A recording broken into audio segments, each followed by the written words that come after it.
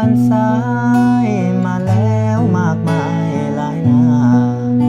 จนถือขนานนามว่ายอดหญิงแม่นกราตรี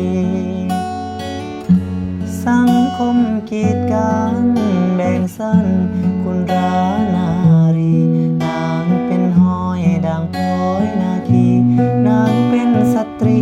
สิ้นคนบูชาตัวนางจะซ้ำแต่ใจนางงามเหลือล้นงามกว่าผู้หญิงหมื่นคนที่ข้าเคยพบผ่านมา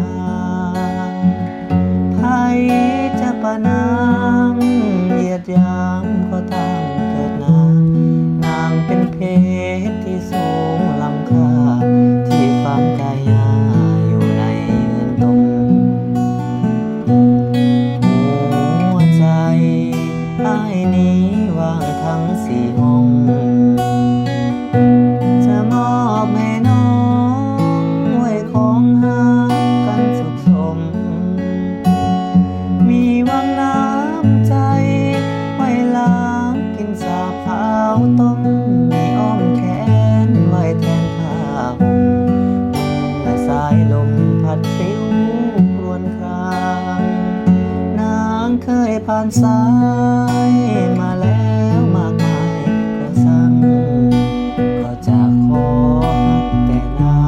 งฝากฟังชีวิตจนตายเบื้องหลังผ่านมาลบล้างมันเสียให้หายมาเป็นเพล